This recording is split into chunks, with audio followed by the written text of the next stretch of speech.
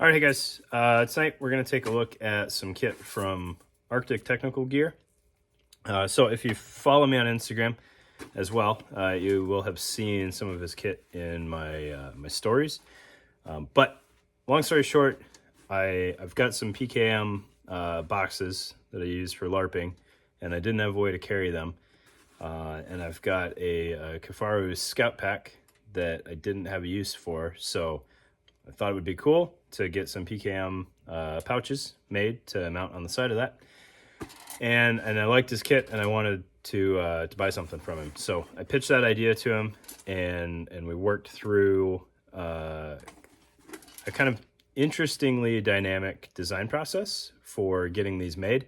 And I'll try to work in some screenshots of kind of the back and forth that occurred so that you guys can see that. But what was really cool on this process is he didn't have any PKM boxes handy. So he had me measure them and give him the dimensions, and then he designed the whole pouch in CAD or whatever computer program that he uses. So I could essentially approve the completed pouch before it was made. A little bit of picturing how things were going to look, because it was all two-dimensional, but it was a really cool process. So what I'll do is I'll work in those screenshots right after this piece, and then we'll have it on the table, and I'll show you the features. But the features are not necessarily the most value added piece of this video, because it's all custom.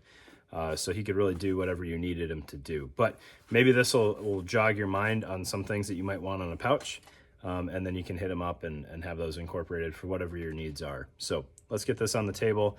We'll throw in some screenshots on the way, and then run through the features.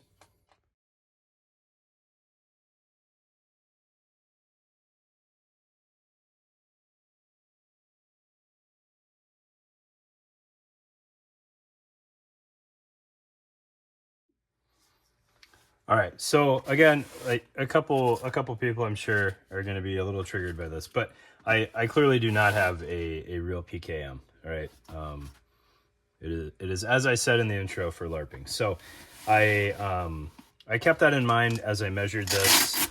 There tends to be, you know, some nonsense going on these airsoft box mags that you would not have on a real box mag, so cords and whatnot, and any slop in the fitment here is on me, right? Like I measured conservatively to make sure I wasn't ripping any cables off of this thing. So don't hold that against him as we're walking through this, and you can see that the pouch is a little loose. All right, I think that'll easily be remedied by some bungee around the exterior of the pouch, which I will throw on there once it's all mounted up. All right, so as you can see, it fits the PKM boxes just fine, and plenty of lid there with adjustment to secure that. All right, so it holds the box mag, which was the intent. Everything else on top of that is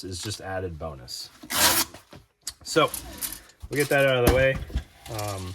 Ordered a pair of them. As you can see, they are identical, and the tan hardware that's on there was what he had on hand, and then as he was shipping it, the color match buckles showed up, so he threw those in kind of last minute. Right. As I said in the intro, the coolest piece of this process, though, is because it's all sketched electronically. And you could do the same with old construction methods for sure, where you just sketch the design of the pouch on paper. But you get to see how it's going to be configured before it's made.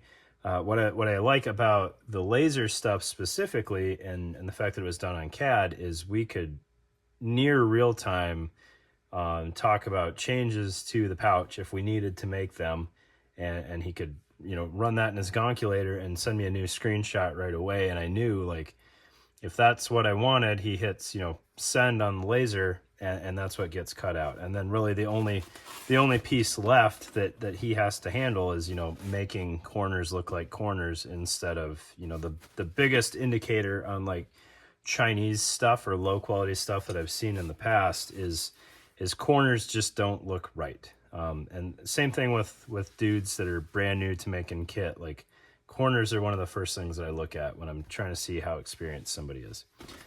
All right, so back, this may be the one piece that folks shy away from, is I'm going to have to provide my own mounting solution. I believe he could make straps if you wanted straps. I just don't know how he would do that, because I was totally fine with this. I have, probably 200 malice clips laying around, as well as one wrap. So I will figure it out, or the WTF straps, right? So it's laser cut on the back to take whatever mounting that you want to use, right? On the bottom, he ran some horizontal MOLLE there for, lashing or tourniquet pouches or single column pouches, whatever I wanted. Things that people have done in the past with those single columns. If you haven't seen it before, like I said, lashing a tourniquet on there, sometimes smoke grenades. The world's your oyster there, but not a ton of things make sense in this particular use, because it's going to be, like I said in the intro, on a Kifaru Scout pack, so not like super readily accessible to reach the bottom of the pouch as the pack is worn. Right. On the sides, he did much the same. He gave me 2 columns of kind of traditional laser cut MOLLE there, as well as some holes for lashing points. Those tend to work well if you're using shot cord, versus what is easily done running it through the laser cut MOLLE. It just puts less tension on things, and it seems to flow a little bit more naturally. Right. The front of the pouch is set up so that the webbing and buckles are removable. So if I just want Velcro flaps, I can just run Velcro flaps. If I want to use a buckle, I can very easily throw a piece of silencer Velcro in there. So both options are totally doable. And I really like the way he made these removable. Some older pouches that have had kind of that capability, a lot of times it's done by just physically removing repair mount buckles, which is pretty okay, but you do end up having like the webbing tabs left over.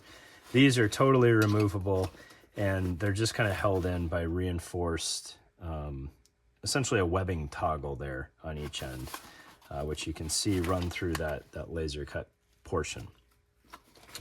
The holes provide a little bit of grip, a little bit of texture. If you're trying to open this thing with gloves, I think it's just kind of a cool aesthetic. He seems to do that with a good number of his setups or products that he makes, and I think it looks cool, right? And sometimes looking cool is all that matters, right? On the top of the flap here, he gave me another single column of horizontal MOLLE there. I think had he had the box on hand, we could have been more aggressive in taking advantage of that space. As you can see, that ends up fitting very well kind of right on the corner of that box mag. So we absolutely could have fit 2 columns or 2 rows, depending on how you want to look at that, of MOLLE there, which would have only added to the capability there. That said, I don't know how keen to using that I would be, because granted, airsoft considerations are a little different. Like, I'm going to retain the box mags no matter what, because I'm not looking to lose a $100 box mag or whatever. But if I wasn't retaining that and there was stuff mounted on top of here, that's going to get real sloppy once that box mag's not in there. The flip side is, even though I am retaining the box mag, now my lid is heavier, so it may make storing that box a little bit tricky. But that said, we could have had a second column on there and not had any downsides until I choose to use it. So it would have just added some flexibility there. Getting the box mag back out of the way. Because of the design and the intended use of this, we didn't do anything crazy with the interior. Obviously, some Velcro lining could have occurred. some elastic organization in there, all viable options that were completely unneeded for this setup. Maybe Velcro on the back would have added kind of a little bit of a buffer there. Sometimes Velcro provides an interesting level of passive retention, but not something that I needed. And no harm, no foul for not having it because I didn't ask for it. Right.